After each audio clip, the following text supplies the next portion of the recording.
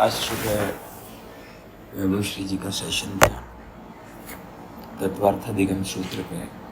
Monday को America वाले लोग एवरी मंडे देते का सेशन। कल कुछ बात हो रही थी हमारे बीच में, तो ऋषिकेश से जब लौट रहे थे ना,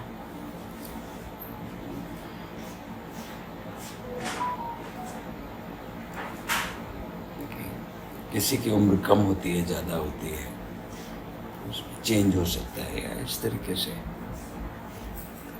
बात है कि वो जो श्वास ले रहे हैं उसमें सिर्फ श्वास नहीं है ना, योगियों ने उसको प्राण वायु कहा है। उसके दो पार्ट हैं अलग अलग, एक प्राण है और एक वायु है।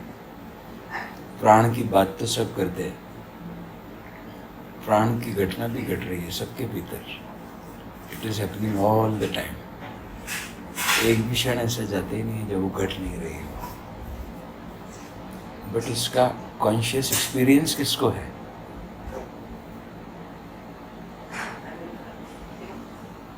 Very few, very very few. इसलिए नहीं है कि वो कोई थोड़े से लोग ही डेजिग्नेटेड है, इसीलिए नहीं है कि किसका रुझान है। Everybody is interested in money, their relationships, power, prestige, so many things.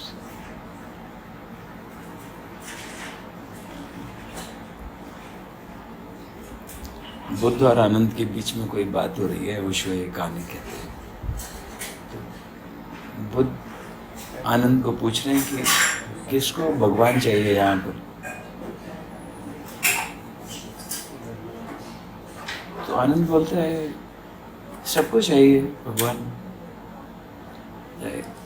Buddha ने बोला उनको कल सब लोगों के घर में जाके लिस्ट लेकर आना कि उनको क्या क्या चाहिए।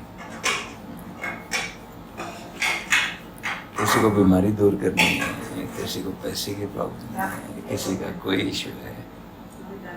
भगवान तो किसी के लिस्ट में है ही नहीं।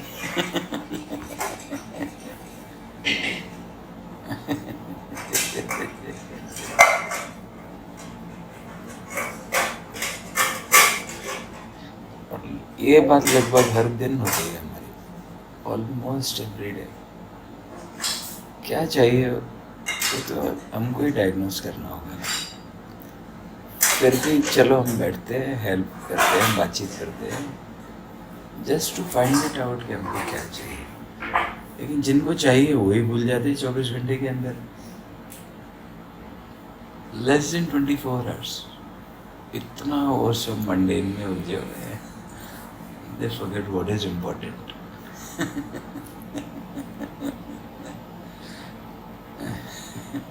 अभी जैसे हम लोग आँख बंद करते हैं, कोशिश करते हैं ध्यान करने की, वो ध्यान तो वही वर्डली थिंक में जाता है क्या कैसे का।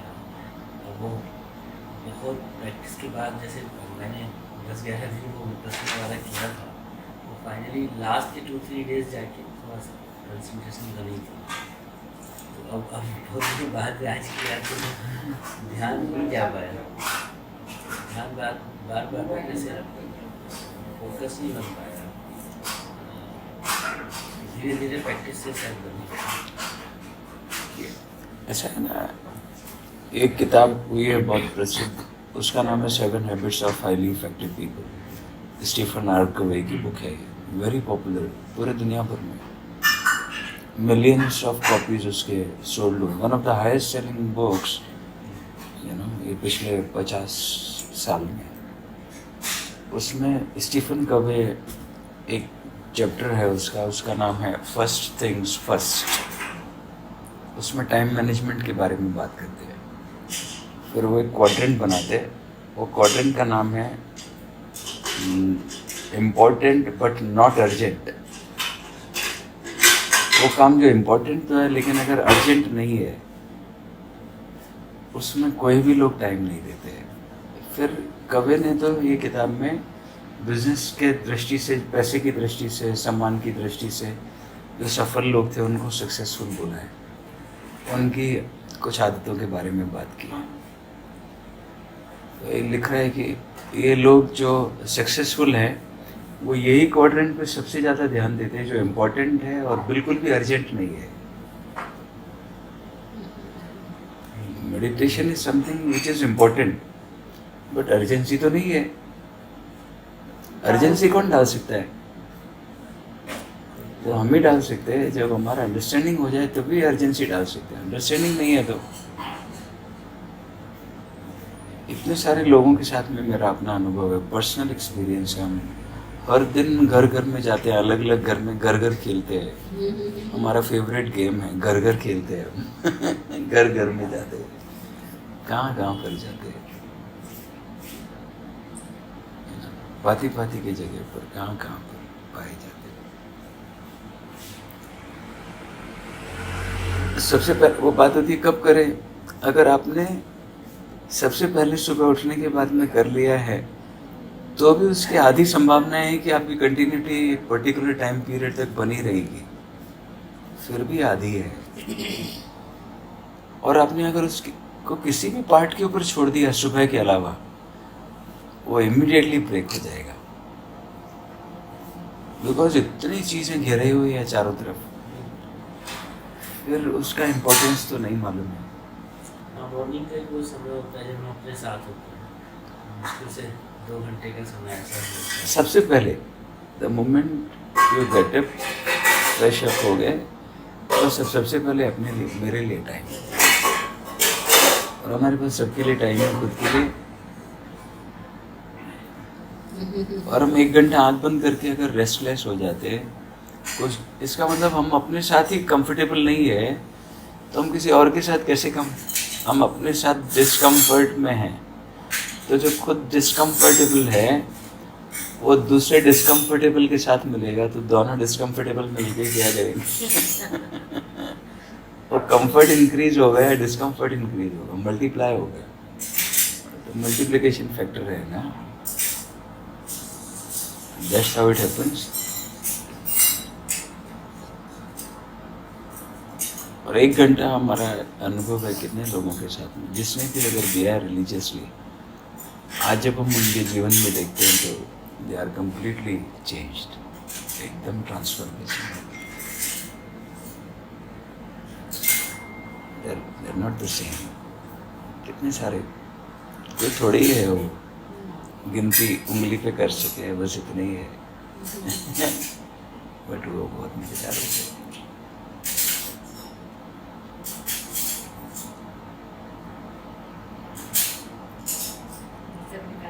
प्रायोरिटी पे नहीं रखते हैं। कभी किसी गुरु की जो बात है, मुझे लगता है हमारे जीवन में गुरु का रोल तो यही होता है कि वो इस चीज़ को हमारे जीवन में प्रायोरिटी बनाते हैं। जी मैंने ये चीज़ अपने जीवन में ऐसे फील करा, बात ही होती है। जैसे हम गीता पढ़े, गीता में बार भी निरंतर निरंतर वर्ड मैंने कितनी बार यूज करा है कि निरंतर मुझ में ध्यान रख, मेरे पर है, मतलब वही जैसे बार वही अपना, मैं अपना। तो हम तो आदमी से भटके हुए हैं संसार में, वो बता जीवन में मेरे माता का बार हमारे अपने और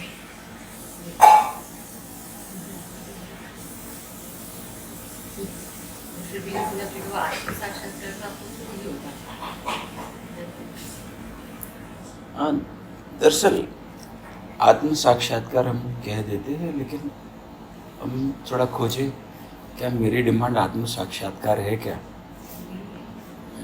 इसके अतिरिक्त कुछ नहीं है। बिकॉज हम आत्म साक्षात्कार का शायद लोग मतलब वो जो कन्वेंशनल मतलब है शायद वो समझते हैं, मुझे शायद खुद ही खोजना पड़ेगा कि मेरे लिए मेरा आत्म साक्षात्कार क्या है, मुझे क्या चाहिए, what do I need, what do I require. क्योंकि वो सबसे इम्पोर्टेंट है ना, वो राइट डायग्नोसिस है। अगर राइट डायग्नोसिस नहीं हुआ तो फिर सब गड़बड़ हो जाएगा। Right I need. Right diagnosis of everything.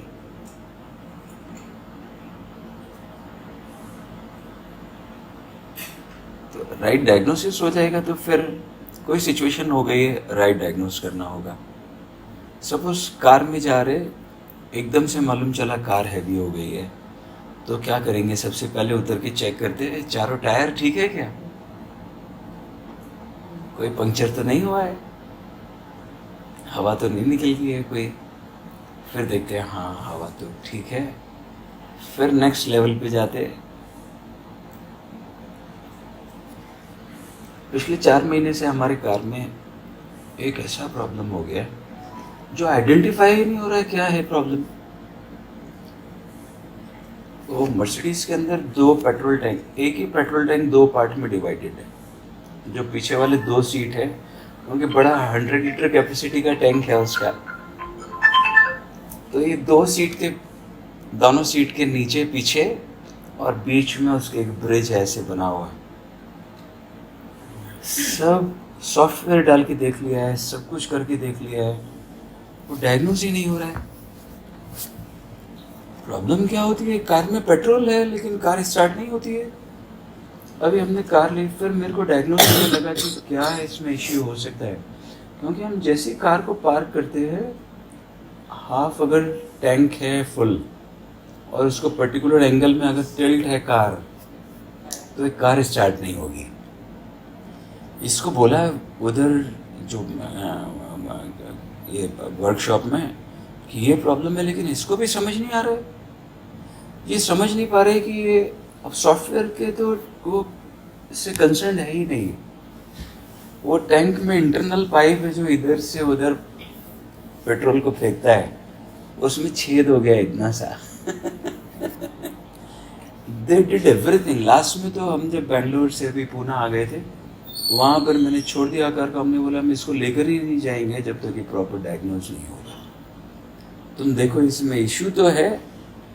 फिर जब मेरे को मालूम हो गया पहली बार से कि कार जैसे टिल्ट करते स्टार्ट नहीं होती है, उसमें अगर पेट्रोल डाला 5 लीटर तो फट से स्टार्ट हो जाती है। They tried so many things.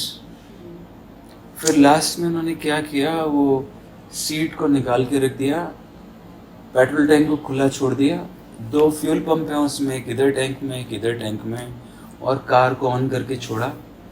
शाम को उन्होंने छोड़ा ही था और एकदम से उनका ध्यान गया कि इसमें बबल आ रहे पेट्रोल में। मालूम चल गया 4 महीने का प्रॉब्लम 5 सेकंड में ठीक कर दिया उन्होंने। फिर तो पाइप को ही चेंज करना था, वो नायलॉन का पाइप है, उसको चेंज कर दिया।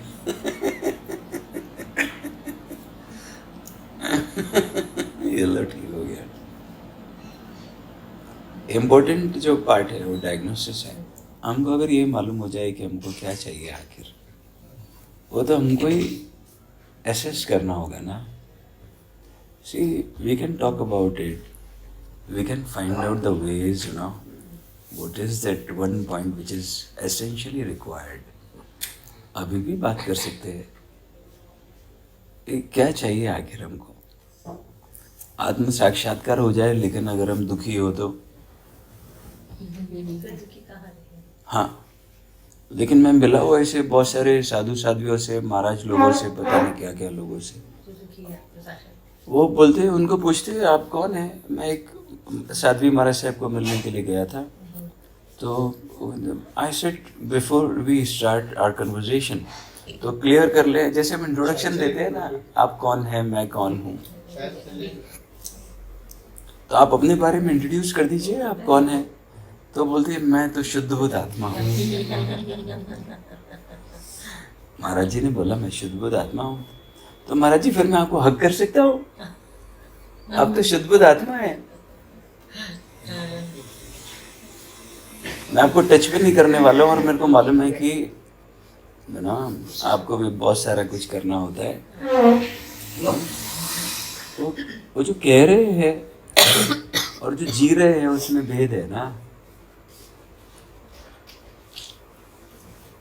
It is so simple. वो तो फिर नहीं हुआ, सिर्फ कह रहे हैं।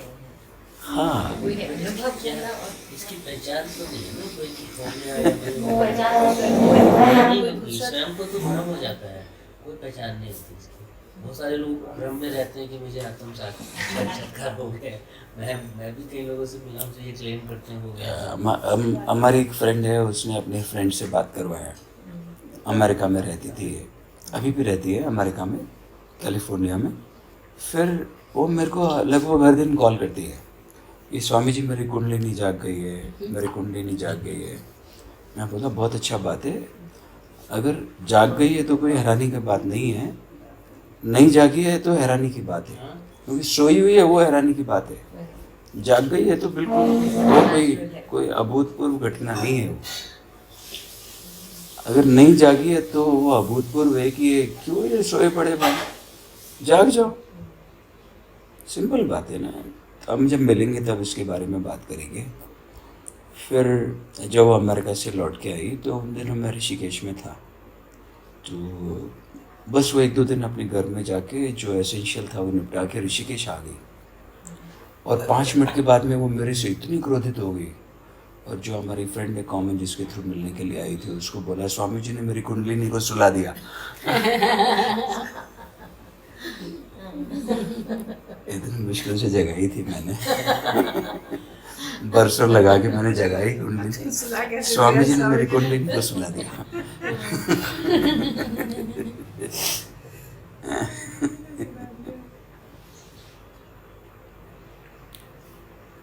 बोल सकते हैं, कोई कितने सारे लोग हैं जो लिखते हैं, है ना, कि पता नहीं क्या क्या आत्मा के बारे में बात करते हैं, नाम भी लिख देते हैं।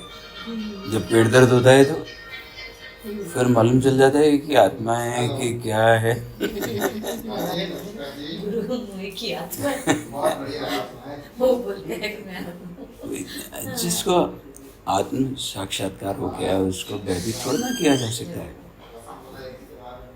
फिर न तो भयभीत होते और न वो करते, दोनों बातें करते हुए नहीं, होते भी नहीं, क्योंकि जो होगा ही नहीं वो करेगा कैसे।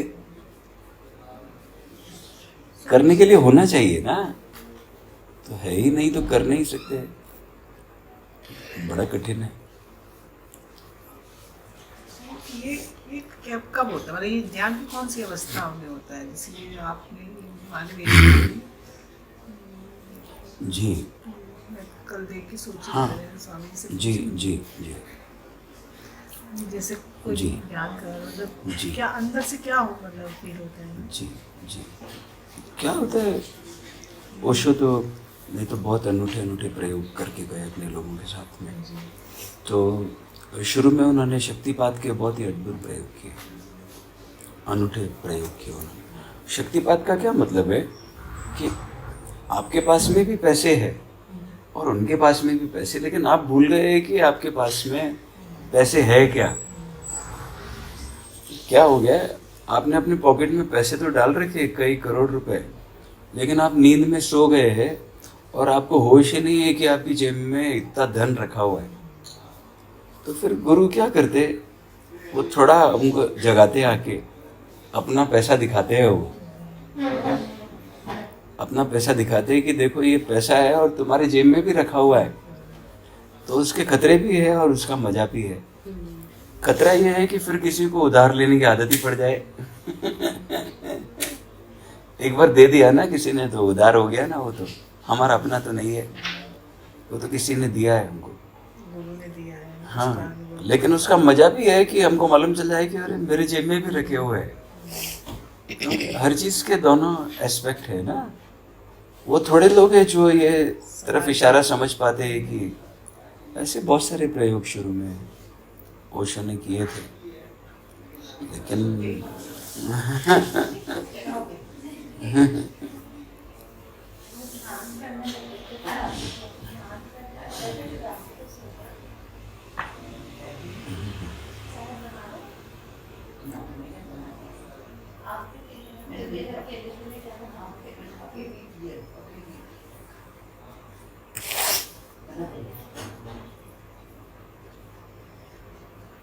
लगता है हम जो है उसी को जानने के लिए क्या हमको इतने प्रयोग करने पड़ेंगे इसमें। ये ये सब दरअसल जान नहीं सकते। गुरु जी ने फिर उसे बताया चलाया तो मान ली, इतना सिंपल नहीं हो सकता। नहीं, उससे ज़्यादा सिंपल तो कुछ है ही नहीं, लेकिन हम कॉम्प्लिकेटेड हो गए ना। हमारा चैलेंज क्या है, हम कॉम्प्लिकेटेड हो गए। आत्म साक्षात्कार से ज़्यादा सिंपल कुछ है ही नहीं, बट हमारा चैलेंज एक ही है, हम सिंपल नहीं रहे ना, हम इतना कॉम्प्लिकेशन, बिकॉज हम सब अपने इतना रूटेड हो गए यहाँ पर। तो इसी के लिए अलग अलग समय पर जो भी जागृत लोग आए वो अलग अलग टेक्निक देकर गए, समय समय पर उन्होंने अलग अलग टेक्निक दी है। आप जो विपස්සना करके आए हैं, it is amongst one of the techniques, that is not the only technique, it is amongst one of the many techniques, more than 100 techniques. अब उस 100 में से मेरे को कैसे मालूम चलेगा मेरे लिए क्या है? थोड़ा आइडेंटिफाई कर लेते मेरा problem. Technique is not required. जैसे गीता में बहुत क्लियरली बात लिखी कि ब्रह्म जो है साधन रहित और साधन रहित ही पाए हैं। We don't need any means. कोई अपनी ज़रूरी नहीं है कि कोई टेक्निक फॉलो करना है या कोई रास्ता फॉलो करना ही है टू नो योरसेल्फ। वो मुझे लगता है कि ऐसा वही क्वेश्चन है कि you have to follow something to reach there, or just knowing it is enough. You will have to understand that Gita कुछ 5000 साल पहले या कुछ हजार साल पहले कृष्ण और अर्जुन के बीच का संवाद है। आज परिस्थितियां बदल गई है। 2500 बरस पहले जो महावीर कह के गए वो परिस्थितियां आज नहीं है, सिचुएशन बदल जाती है। और गीता जो है वो एक कंटेम्प्रेरी मैप के जैसे है, तो जो परिस्थितियां बदल जाती है तो मैप को भी तो चेंज होना पड़ेगा ना।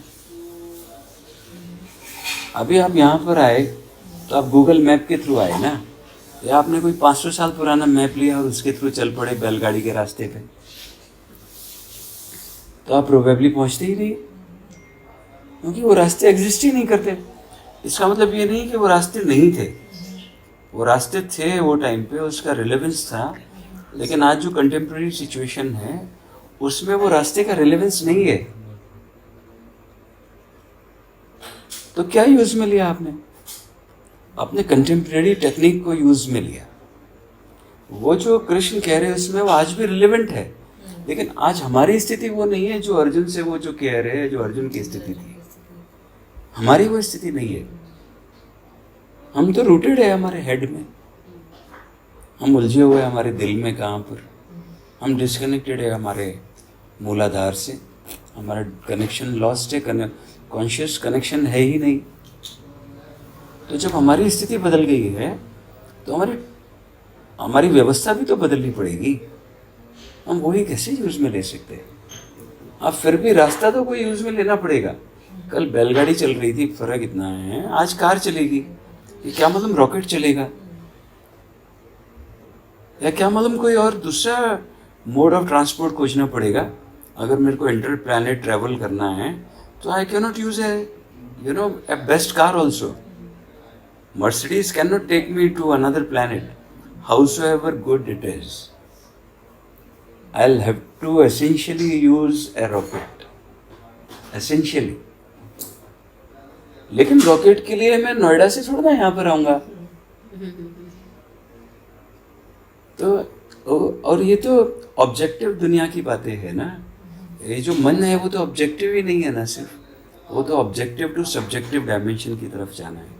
और जैसे जैसे चीज़ें वो सूक्ष्म होती जाती है, तो वो सर्जरी भी तो सूक्ष्म होती जाती है, बीमारी सूक्ष्म होती जाती है तो सर्जरी भी सूक्ष्म होती है ना। और ये तो भीतर की सर्जरी की बात है, ऑब्जेक्टिव सर्जरी नहीं है ना कि चलो गॉल ब्लैडर में स्टोन है, स्कैन करो, देखो कहाँ पर है, कट करो, निकालो, बाहर फेंक दो। ऐसा तो सर्जरी नहीं है, ये तो मन की surgery and it is so complicated. We don't know how powerful this, the software is. जिसको मन बोलते हो कितना पावरफुल है, उनको बिल्कुल भी मालूम नहीं है। ये स्वयं तो नहीं हो सकती, नहीं हो सकती है, कर सकते हैं। हाँ, क्योंकि हर एक पॉसिबिलिटी है वो रास्ते के लिए। आपका खुद स्वयं, हाँ आपकी स्वयं हो, आपकी कैसे आप जी जी, अगर आप मेरे बारे में पूछेंगे तो मैं आपको बताऊंगा, लेकिन उससे भी ज़्यादा एसेंशियल है अगर आप ये खोज लें कि आपको क्या चाहिए आपके लाइफ से। मैं तो बताऊंगा, मेरी यात्रा के बारे में मैंने सैकड़ों बार बोला है, आप कोई ना कोई ऑडियो में भी सुनेंगे और मैं अभी भी बताऊंगा आपको, ऐसा नहीं है नहीं बताऊंगा। लेकिन उससे भी ज़्यादा इम्पोर्टेंट है आपको अपने बारे में खोजना होगा, मेरे को क्या चाहिए।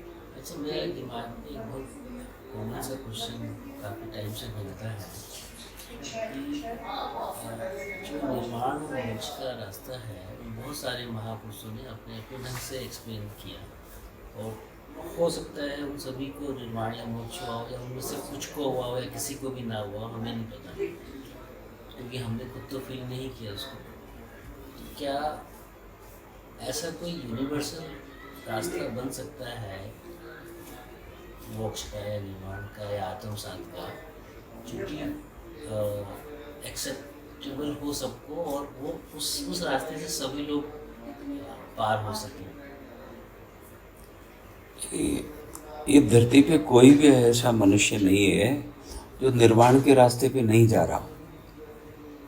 सब निर्वाण के रास्ते भी निकले, सब मोक्ष के रास्ते भी निकले, सब। कोई भी ऐसा नहीं है जो निर्वाण के रास्ते पे नहीं जा रहा, सारे वही रास्ते पर जा रहे। बस फर्क एक ही है, कोई लोग कॉन्शियसली जा रहे और कोई लोग मैकेनिकल जा रहे। उसका जो पीरियड है वो लंबा हो रहा है किसी का, ऐसा तो निर्वाण का पीरियड और मोक्ष का जो पीरियड है किसी आत्मा का लंबा हो रहा है, किसी का छोटा हो रहा है, ऐसा कुछ है? वो जो टाइम जिसको हम बोल रहे हैं ना, वो एक रिलेटिव स्थिति है। हाँ, relative वो रिलेटिव है, वो एब्सोल्यूट नहीं है। नहीं तो अभी है, अभी इसी वक्त है। मोक्ष का क्या अर्थ है? मुक्ति है ना, तो मुक्ति कब है? कोई भविष्य में होगी क्या? अभी इसी वक्त अवेलेबल है। मुक्ति का रास्ता अभी खुला हुआ ही है। वो अलग अलग है ना, बहुत सारे लोगों ने अलग अलग अपने एक्सपीरियंस में बताया, तो हम- ऐसा नहीं हो सकता कि कोई यूनिवर्सल रास्ता है? इसके लिए मैं इसको कहना चाहूँगी, मुझे अपने कंटेम्प्रेरी वाली बात करें कि आप कंटेम्प्रेरी तरीका ढूंढेंगे उसका दिखाने का, तो कोई आज के उसमें हम क्या कोई कंटेम्प्रेरी उसका ढूंढ सकते जिससे हम सब हाँ, जो सबके लिए सहायक हो। आप सबकी बात छोड़ दीजिए, अभी हम यहाँ पर सबका भला करने नहीं आए हैं। हम सबसे पहले किसका ठीक करने आए हैं? किसको ठीक करने हमें आए? रास्ता मिल गया तो बस आप ठीक हो जाएंगे तो जो आपने अपने बेटे को भेजा है वो खुद ब खुद आपके पीछे आ जाएगा, आपको बोलना नहीं पड़ेगा। क्योंकि सुख सबको चाहिए, किसी को दुख चाहिए। वो जब आपको सुखी देखेंगे तो कहाँ जाएंगे वो? उन बोलना पड़ेगा आपको, सुख ले लो, सुख ले लो, सुख ले लो। घर घर जाके बोलेंगे क्या? सुख ले लो, सुख ले लो, सुख ले लो। जिसको सुख चाहिएगा वो पहुंच ही जाएगा अपने आप, कहाँ पर भी पहुंच जाएगा, क्योंकि वो खुशबू आ ही जाएगी। और जिसको वो खुशबू की प्यास होगी वो कहाँ भी पहुंच जाएगा, पहुंचेगा ये एसेंशियल। तो हम सबके पीछे नहीं लगे, सबसे पहले हम अपने पीछे लग जाए, मेरे को क्या चाहिए। We are not talking about the entire universe. We are talking about the ones who are sitting here. That's it. क्योंकि उससे तो हल निकल सकता है। और महावीर को निर्वाण हुआ कि नहीं हुआ, उससे मेरे जीवन में क्या फर्क पड़ेगा? बुद्ध हो गए होंगे निर्वाण को प्राप्त, मेरे जीवन में क्या फर्क पड़ेगा? मेरे जीवन में फर्क पड़ेगा उससे जो मेरी समस्याएं खत्म हो जाएंगी। और मेरी समस्या कौन समझेगा? बस वो तो हमें ही समझनी होगी ना कि ये कार मेरी बंद क्यों हो रही है। ये समझ नहीं आ रहा है कार क्यों बंद हो रही है, लेकिन कार तो बंद हो रही है। जब बंद होती है तो बड़ा इशू होता है कि अरे क्यों खराब हो गई है, क्योंकि फिर क्यों फ्रस्ट्रेशन आता है, क्यों कष्ट आता है, क्यों इतने सारे इश्यूज होते हैं फिर लाइफ में। फिर तो कुछ भी हो जाए मजे में रह सकते हैं हम। तो बुद्ध निर्वाण को प्राप्त हुए या नहीं हुए, इससे हमारे जीवन में कुछ फर्क नहीं पड़ेगा। हमारे जीवन में क्या हो रहा है उससे कुछ फर्क पड़ेगा। भाई कोई दादा भगवान पहुंचे कि नहीं पहुंचे उससे क्या फर्क पड़ेगा। हाँ लेकिन वो खबर दे रहे कि कोई और एक पॉसिबिलिटी है। देखो मूर्ति क्या कर रही है, आप देखिए वो कर क्या रही है मूर्ति। एक बार बात करनी, वो कर क्या रही है मूर्ति, वो इशारा नहीं कर रही है क्या? भाई वो दुखी लग रहे हैं क्या, आप बताइए। ये बुद्ध दुखी लग रहे हैं क्या? ये दुखी आदमी है, कितना मजे में लग रहे हैं। महावीर के मंदिर में जाते कैसी मूर्ति है उनकी, दुखी है क्या कि डंडा मारेंगे किसी को अभी सर में? वो तो मजे में बैठे हैं। और क्या कर रहे हो? They are absolutely doing nothing, they still as if they are touching some other dimension of life, है ना, वो जो हम टच नहीं कर पा रहे। We experienced it partially just now, no? When we sat like that. उस समय जैसे उसकी झलक सी थोड़ी सी। वो मूर्ति इशारा कर रही है, एक्चुअली मूर्ति इशारा है। वो मूर्ति मैप के जैसे है, मैप इशारा कर रहा है ना। मैप आपको धक्का थोड़ा ना मार रहा था कि आप जाओ उधर, मैप आपको इशारा दे रहा था नोएडा से मानक विहार तक कि ऐसे ऐसे जाओ। मैप धक्का नहीं मार रहा था आपको। तो ये मूर्ति इशारा कर रही है कि थोड़ा चुप तो हो, थोड़ा स्थिर तो हो जाओ, देखो तो जब वो बोल रहे फिर कोई एक बुद्ध जा सकते हैं, कोई महावीर जा सकते हैं, तो हम क्यों नहीं जा सकते? क्योंकि हमारी सबकी पॉसिबिलिटी है। बीज तो हमारे सबके अंदर है ना, उनके भीतर वो बीज पेड़ बन सकता है, तो हमारे भीतर क्यों नहीं बन सकता है? सबके भीतर बन सकता है। It is so simple. स्वामी ये है कि सब कुछ ठीक चलता होता है, ध्यान में भी है इसमें, लेकिन जरा सा ही कुछ कष्ट आया, कुछ भी फैमिली में जब सारा वो ऐसे क्यों चला जाता है कि मतलब फिर दिमाग भटक जाता है। ये ऐसे वो जब सब अच्छा चल रहा है तब तो सब ठीक ही कर रहे हैं। जब ध्यान चल रहा है, जरा सा आया नहीं कष्ट तो फिर हिल जाता है, बस सारा विभूति तक मतलब वो फिर हमारा वो क्यों डिस्टर्ब होता है।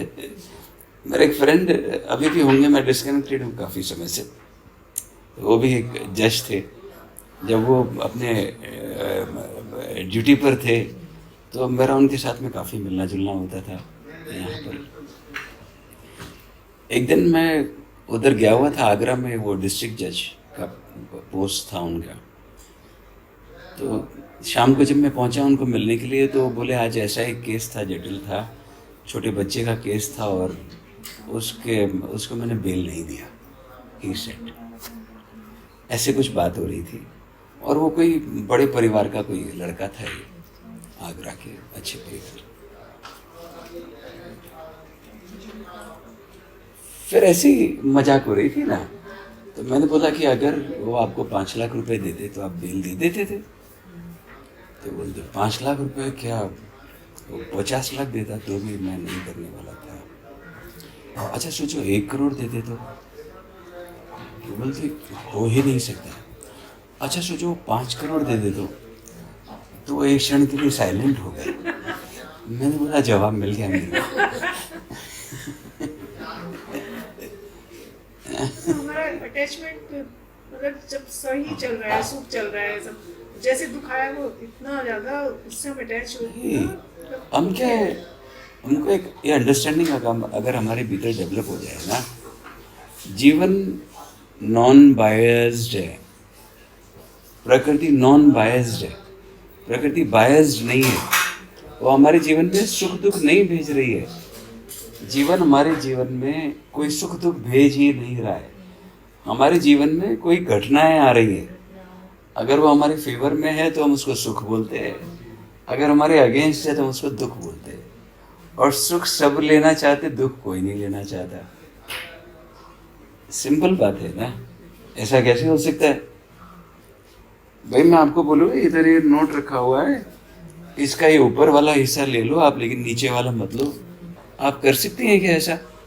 मैं आपको एक सिक्का दूँ 10 रुपए का, बोलूँ उसका आप हेड रख लो और टेल मत लो, आप बोलेंगे पागल हो गया है क्या ये? इसीलिए मैं पागलपन रखा है नाम। पागल हो गए। कैसे हो सकता है? वो दोनों ही आएंगे ना साथ में, ऐसे ही तो होगा। लेकिन हमको एक चाहिए, दूसरा नहीं चाहिए, या तो दोनों का ही नहीं चाहे। लेकिन सुख हम चाहते सब आए, दुख हम चाहते कोई भी नहीं आए। और मजेदार बात है, जीवन सुख दुख भेजता ही नहीं है, जीवन तो परिस्थितियां भेजता है।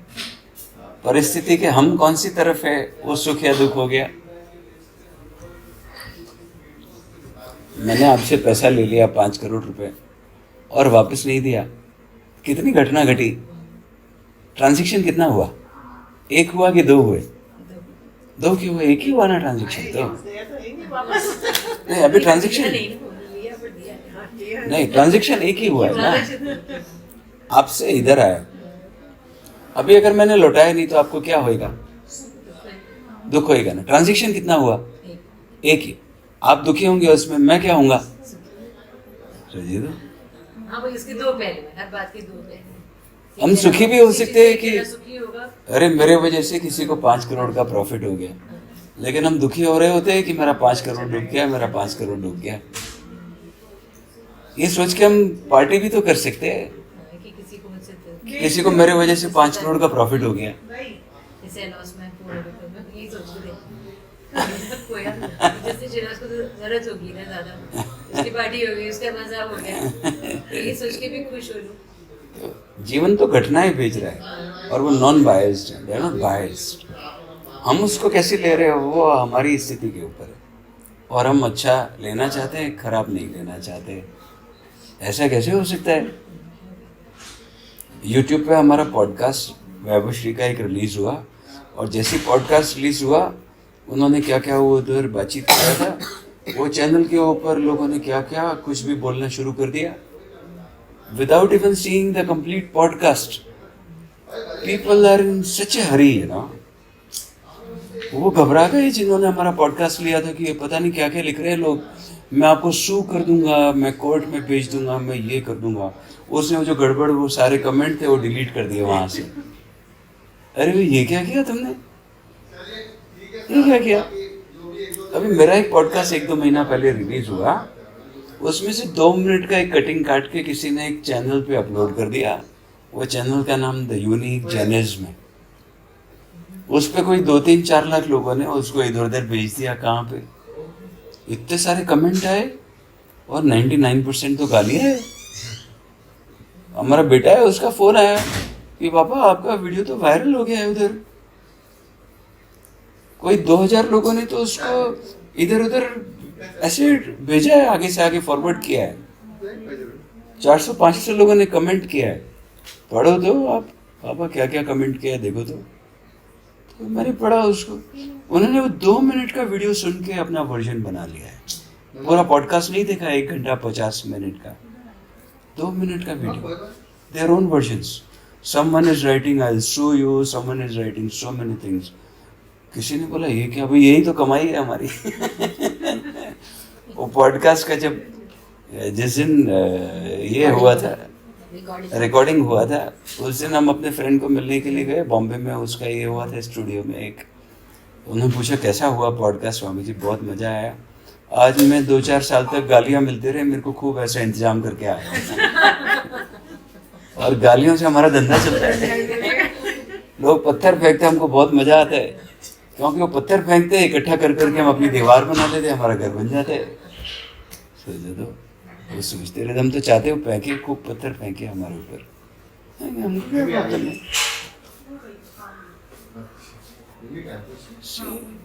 हम क्या चाहते हैं? हम चाहते हैं नहीं सिर्फ अच्छा ही अच्छा हो। क्यों अच्छा? अच्छे के साथ में गड़बड़ भी तो आएगा, और गड़बड़ भी ठीक है। और ये सब लोग जो बोल रहे हैं ना, मैक्सिमम ये जैन लोग हैं, और ये अनेकांतवाद की बात करते हैं महावीर के। रट्टू तोते हैं ये। अनेकांत तो यह शायद तो मतलब 90% जैन को पता भी नहीं। 100%। मेरे को 99% कहने में पहले ऐसे होता था कि थोड़ा संभल के बोलूं। अभी तो 100%, अभी तक नहीं मिला है कोई, क्योंकि वो कैलकुलेशन से 100%। कोई मिलेगा तो उस दिन सुधार देंगे। अभी तक तो 100% है। They talk about it because the moment you say कि I am the one who is only right, you know, अनेकांतवाद का मतलब है कि okay, you are right, you are also right, because that is your viewpoint, and my view point can, हम एक ही कमरे में बैठे हुए, आपको अगर मैं नरेट करने के लिए बोलूँगा तो आपके कमरे के बारे में अलग नरेशन भेजेंगे।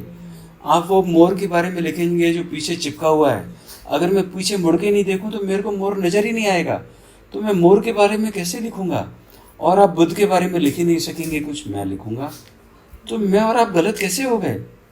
हम अपने अपने व्यू पॉइंट से देख रहे हैं ना, लेकिन हम बोलते हैं कि नहीं, जिसको बुद्ध दिख रहा है वही ठीक है, बस जिसको मोर दिख रहा है ये तो मिथ्यात्वी हो गए, मिथ्यात्व हो गया। ऐसे कुछ भी बोलते हैं, दे टॉक अबाउट अनेकांतवाद, but when it comes to their own life, फिर जो अनेकांतवाद को समझ रहा है, जो जी रहा है, उसके जीवन में दुख कैसे आ सकते हैं, कष्ट कैसे आ सकते हैं?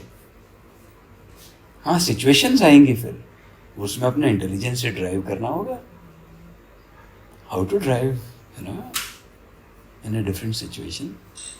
और सब ऐसे ही हो रहा है सब जगह, भ्रष्टाचार, महाभ्रष्टाचार। मंदिर में दैत्य बैठे, केदारनाथ के मंदिर में थे, वहाँ पर हम सब लोग वहाँ गवाह थे कि कैसे वो पंडित जी के वेश में वहाँ पर वो अगर मेरा हाथ वो पंडित के हाथ में पड़ जाता तो मैं तो निरीह प्राणी हूँ, वो मेरे को तोड़ ताड़ देता। उस दिन मेरे शरीर में ज्यादा हड्डियां मिलती, क्योंकि वो 2-4 हड्डियों के तो चूरा चूरा करता ही, उसके हाथ में नहीं आए हम। और ये स्थिति तो तब थी जब हम वीआईपी कोटा से गए थे अंदर, सीएम के पर्सनल जो एडवाइजर है वो उसके थ्रू गए थे, तब वो हमारे हड्डियां तोड़ने के लिए तैयार बैठे थे वहां पे। सोचिए तो, अगर ये 3-4 लोग नहीं होते, वैभवश्री जी, नेहा, पूनम, और मेरा हाथ उसके हाथ में आ जाता मंदिर में, वो सैकड़ों लोगों के बीच में ऐसे क्रूर हो गया था, उसकी आंख से जैसे खून टपक रहा हो ना। और ये पुजारी बोलते हैं अपने आप को, वो दूसरे लोगों को धक्के मार रहे थे, तो स्वामी जी बोले आप ऐसा मिसबिहेव किसी के साथ नहीं कर सकते, आप उनको धक्का क्यों मार रहे हो, आपको कहने को बात शिष्टता से कह दो, तो ये बात उसको बर्दाश्त नहीं होगी। मैंने फोटो ले लिया उसका, पूछा नाम क्या है, वो तो क्रोधित हो गया, इतना क्रोधित हो गया, वहाँ भीड़ में, सैकड़ों लोगों की भीड़ में वो मेरा पीछा करते हुए आ गया, और मेरी हाथ में आ जाता ना अगर मैं उसके, तो उस दिन तो मेरे को भेष बदल के निकलना पड़ा बाहर। उधर भीड़ में मैंने अपना जैकेट चेंज की, जैकेट खोला, क्योंकि जैकेट तो ब्लैक कलर का था ही, मैं बाहर तो वही गेट से निकलूंगा, फिर ये कीमा बनाएगा मेरा, इससे झगड़ने के लिए आए कि यहाँ पर मंदिर में, ये तो झगड़ने को तैयार बैठे, हम भी झगड़ देखे। इतनी भीड़ में कितनी कठिनाई से वो जैकेट खोला, कैसे कैसे करके हाथ को, सारा एक्रोबेटिक्स याद आ गया उससे, कहाँ कभी सीखा था ना जीवन में, एक्रोबेट गया उसे, ऐसे ऐसे करके। जैकेट तो ब्लैक था, मेरे को मालूम था ये मूड लोग है, क्यों इनके साथ में वो इनके तल तक हम चले जाए। नहीं, हमारे सामने उन्होंने कोई लोगों का पिटाई बना दिया without any reason. See, everyone is desperate, but you ones who are in management, you know, they should, आपको तो अपना कंट्रोल होना चाहिए, आप ही कंट्रोल लूज कर दोगे तो फिर दूसरे क्या करेंगे? किस जगह बैठ रहे हैं, वहाँ लोग किस हाँ। भाव से आ रहे हैं, वो पावर की जो फीलिंग है ना, वो पावर की जो फीलिंग है ना, वो बहुत। मैंने जैसे तैसे करके मेरा जैकेट खोला, भीड़ के अंदर ही ऐसे ऐसे करके, फिर ये बाल नीचे लटक रहे थे, मैं बोला ये 3 चीज़ें बदल लूँगा तो इसके पिताजी पे नहीं पहचान, शंकर भी आ जाएगा ना अब इधर से निकल के, वो भी नहीं पहचान पाएगा, ये पुजारी का तो क्या बात है। फिर बाल को ऐसे करके ऊपर बांध दिया, यहाँ पे ऐसे बांध दिया मैंने, यहाँ पे ऐसे कर दिया ऊपर। फिर इसको बोला मेरे को मफलर दे, मफलर, फिर मेरे मुंह पे मफलर बांधा ऐसे, और नेहा को बोला चश्मा दे, तेरा चश्मा। मैं हो गया बुढ़ा, अब कहाँ से देखेगा। और बाहर वहाँ कैमरे बाहर निकल के आया है, इसको बोला अब मैं वीवीआईपी रूम में नहीं जाऊंगा क्योंकि वहाँ पे, क्योंकि इनको मालूम चल गया है मेरे वीवीआईपी का मतलब। हम सही जगह गए थे, हमको मालूम चला ये वीवीआईपी रूम है, तो हम अपनी दृष्टि से सही थे, वो कुछ और ही समझ रहे थे। हमारा वीवीआईपी का मतलब था वेरी इडियट पर्सन, हमारे से ज़्यादा इडियट कौन, हम तो इसीलिए गए वहाँ पे। वो सोच रहे कोई इम्पोर्टेंट पर्सन आ गए, हम तो इम्पोर्टेंट है ही नहीं। किसको इम्पोर्टेंट बनना है? हमको हमारे ADSC में इतना मजा आ रहा है, इम्पोर्टेंट बनने में बिल्कुल भी रस नहीं है। फिर ड्रामा करना था। एक हमारी फ्रेंड थी ना, वो बॉम्बे से बड़ी हीरोइन के जैसे बन के आई। जब हमने हेलीकॉप्टर लिया तो कोई लोग पूछ रहे थे कौन है कौन है ये। मैंने बोला बोलना नहीं अभी, ये मैडम इनके बारे में कुछ अभी, ये कौन है आप पूछना नहीं। हेलीपैड पे उधर पूछ रहे थे लोग कौन है ये। हमने बोला देखो, मैंने इशारा किया उधर कोई लोगों को, देखो गूगल करो, अभी आजकल गूगल फास्ट है। तो उसने किसी ने फोटो लिया, उसका गूगल किया, वो पता नहीं कोई हीरोइन के फेस से मैच हो गया। तो बोलता ये आ गई ये आ गई हीरोइन आ गई। मैं बोला चुप रहना, अभी कुछ मत करना, इधर ड्रामा हो जाएगा हेलीपैड पे, भीड़ इकट्ठा हो जाएगा और फोटो तो ले लो मैडम के साथ में। तो उधर सेल्फी लेने की होड़ लग गई उसके साथ सबकी। इतना ड्रामा किया स्वामी जी इतना ने, ड्रामा उनका किया, मैनेजर फिर बन मैं गया। हो गया मैनेजर। मेरी फ्रेंड का मैं मैनेजर हो गया। मैं बोल रहा हूँ हटो हटो, मैडम आ गई मैडम आ गई मैडम आ गई, और उधर भीड़ में से मैडम आ गई मैडम आ गई, और मैडम के लिए रास्ता दे रहे। आप उसे हेलीकॉप्टर ले गए जिससे स्वामी नहीं, हेलीकॉप्टर में नहीं थे, मैं घोड़े पे थी। हमारा क्या हुआ, हमारे टिकट थे हेलीकॉप्टर के, लेकिन हमने दूसरे लोगों के लिए, क्योंकि वो लोग जाएंगे ना, सबके तो टिकट नहीं हो पाए थे। 26 लोग थे, 22 लोग थे। 22 का VIP कोटा में भी कैसा टिकट ले हेलीकॉप्टर का? 2-4 तो ले सकते हैं। फिर 5 टिकट हमको, हमारे 2 टिकट तो हमारे एक फ्रेंड पायलट है ना, तो उसने हमारे अरेंज कर दिए थे, लेकिन हमने जानबूझ के उसको अवेल नहीं किया। फिर मेरे को रुकना पड़ा, क्योंकि मेरे को जानकारी है वहाँ के बारे में, बाबू श्री जी को तो जानकारी नहीं है। तो उनको तो घोड़े के ऊपर भेजा और हम 4 लोग रुक गए, चारों बुढ़े बुढ़े मेरे को मिला के। आप इतने सफेद बाल वाला बुढ़ा था मैं भी। बूढ़ों के नीचे एक जगह। नेक्स्ट डे हमारा टिकट वो अरेंज हुआ। नेक्स्ट डे हम गए सुबह, तो ये VIP हो गई हमारी फ्रेंड। अब हमको तो मालूम चल गया VIP, उधर गए तो हमको मालूम चला VIP का रूम अलग है। हम उधर ही घुस गए अंदर। बोले कौन है आप कौन है? हमने बोला चुप रहो मैडम आई है मैडम आई है, चुप रहो मैडम आई। और हमारी पूरी फौज घुस गई अंदर VIP रूम में, पूरी फौज। हमारे 22 लोग है ना, VIP रूम को ऑक्युपाई कर लिया पूरा। और मैं गेट बंद करके, वो बाहर जो ये था गार्ड था, उसको 100 रुपये दे दिया। बोला मैडम के पास अंदर किसी को मत जाने देना, उसको तो पैसा ही चाहिए। अब हाँ, अब इस हमको तो कुछ मालूम ही नहीं था।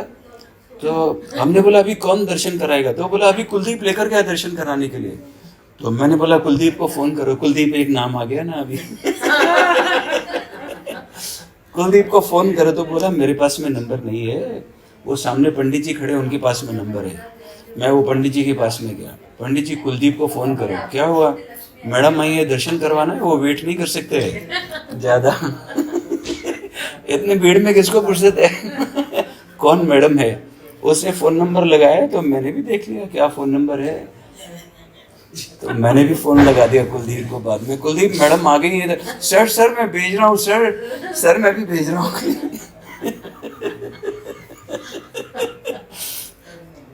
दूसरे कोई और 3 VIP लोग। अब VIP के साथ में हुजूम थोड़ा ना आता है 50 लोगों का। कुछ VIP क्या मालूम, वो तो प्राइम मिनिस्टर के साथ हो सकता है, हम थोड़ा ना प्राइम मिनिस्टर। एक जो बंदा था ना, स्वामी जी हाँ मोर के पंख लगा दिए। आखिर में मोर पंखी हो गया उधर। हाँ मेरे को मार डालता था वो वहाँ पे पुजारी। करोगे तो यही करना पड़ेगा। हाँ ऐसे ही। कुछ तो करना ही पड़ेगा। हाँ तब मैंने सोचा आज पूरा ही ड्रामा करते हैं, ड्रामा ही करना है। तो इतना मजा हुआ, बहुत मजा हुआ। 2 घंटा तक वहाँ पे जो हमने देखा कि स्वर्ग भी है नरक भी है, इधर ही है सब। वो पंडित को देखा तो उसके भीतर नरक ही नरक भरा हुआ था, पूरा नरक था उसके भीतर।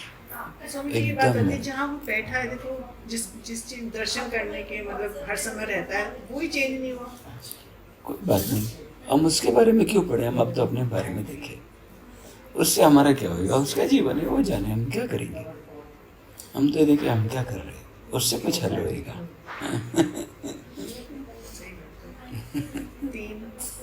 तीन वो है ना मंत्र स्वामी जी पागलपंथी के।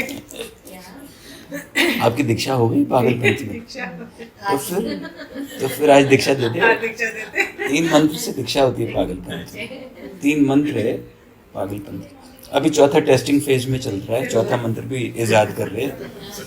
हाँ, इवॉल्व होना पड़ता है ना, पीरियोडिकली इवॉल्व होना पड़ता है, टाइम बदल रहा है। तो 3 मंत्र है पागलपंथ के, उसको अगर आपने कर लिया तो आपका दीक्षा हो जाएगा पागलपंथ है। बता दें क्या आपको, फिर दीक्षा हो जाएगी आपकी, चलेगा। मैं दीक्षा की तो सबसे पहला मंत्र है एक अक्षर का। लाइफ में कोई भी सिचुएशन आ जाए, कुछ भी प्रॉब्लम में आ जाए, कैसा भी स्थिति पैदा हो जाए, तो बस एक अक्षर का मंत्र यूज में लेना है। बता दूं आपको, और बाहर नहीं बोलना है उसको, भीतर ही भीतर, बस भीतर ही भीतर बोलना है ना। वो क्या है, वो मंत्र है तो। अरे तुमको चाय बनाने के लिए बोला था, तुमने चाय क्यों नहीं बनाई? तो बाहर नहीं बोलना है, भीतर ही बोलना है तो।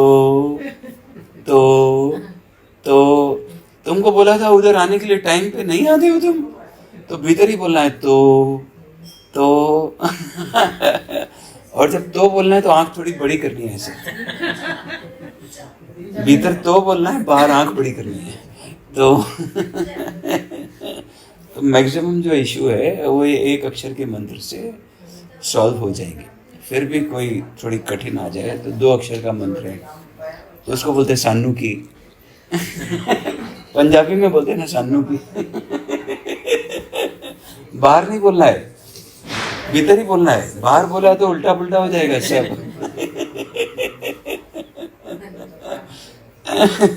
अरे तुमको ये काम करने के लिए बोला था, क्यों नहीं किया? सानू की। फलाने ने तुम्हारे बारे में ऐसा बोला। हाँ, तुम्हारे बारे में ऐसा बोला किसी ने। सानू की 2 अक्षर का मंत्र है। अब कोई बहुत ही स्टबर्न प्रॉब्लम हो जाए तो ये महामंत्र है, इसको किसी को बताना भी नहीं है, ऐसे ही वो गूढ़ रहस्य है पागलपंथ का, है ना। प्लीज़ आपको है ना अभी, तो उसके लिए क्या करना चाहिए आपको, एक पैसे है ना आपके पास, 50 एकड़ लैंड तो है, पैसे नहीं है तो सोने का चैन बनवाइए और एक डायमंड का लॉकेट बनवाइए, उसमें लिखिए BMJ, उसको पहन के रखिए गले में। वो महामंत्र है, क्योंकि महामंत्र को तो ऐसे दिल के पास रखना पड़ता है ना। तो जब भी कोई लाइफ में ऐसी स्टबर्न प्रॉब्लम आ जाए तो BMJ महामंत्र रटो बस। BMJ क्या है, तो BMJ का मतलब है बाढ़ में जाओ। अरे भाई हमको मजे करने दो तुम। अरे भाई पंडित जा रहा है नरक, मैं क्यों नरक में जाऊँ? जा रहा है, उसका नरक है, वो पैदा कर रहा है। वो देख रहा है कि मैं इतना क्रोधित हो रहा हूँ, ये हंस क्यों रहा है, और मैं कर रहा हूँ बाढ़ में जा।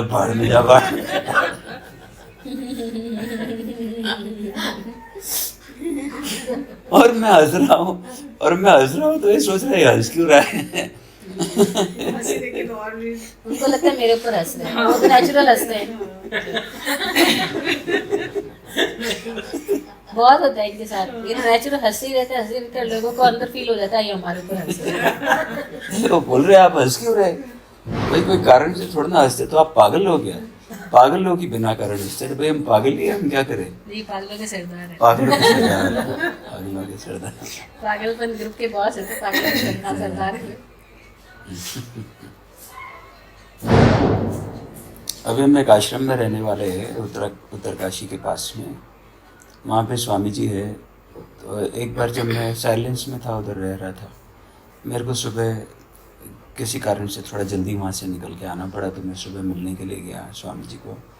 स्वामी जी आज मेरे को जाना है क्योंकि अचानक कुछ कॉल आ गया है and I have to leave. लेकिन स्वामी जी एक बात करनी है आपके साथ में। क्या? कल आपने जब प्रवचन किया था ना, तो आपने सब लोगों को ये बोला कि तुम सब साले गधे हो। तो स्वामी जी आपको मालूम नहीं है, उधर गधे भी खड़े होकर प्रवचन सुन रहे थे आपके। उन्होंने सबने कल पहाड़ में मीटिंग किया और वो आपके खिलाफ मानहानि का दावा दायर कर रहे हैं कि आपने हमको इंसान से भी गया भी तो समझा है, जो हमको इंसानों को गधे बोला, अपने शिष्यों को आपने गधे बोला। तुम सब साले गधे हो, इकट्ठे हो रहे सब स्वामी जी, एडवोकेट वगैरह खोज रहे हैं। वो कि कोई ढंग का एडवोकेट मिल जाएगा उनको, वो स्वामी जी के खिलाफ मानहानि का केस दायर करेगा। क्या आपने अपने शिष्यों को गधा बोल के गधों के मान का हानि किया है? स्वामी जी वो सब इकट्ठे होके आ रहे हैं आपके पास। स्वामी जी बोलते आने दो सालों को, मैं भी गद्धों का सरदार हूँ। मजेदार है स्वामी जी।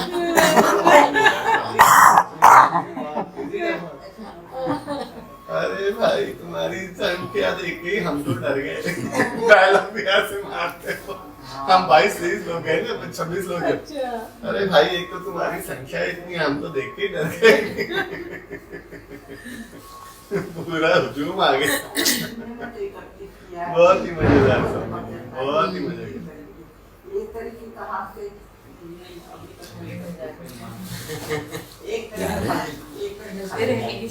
क्यों जा रहे हैं? क्यों जा रहे हैं?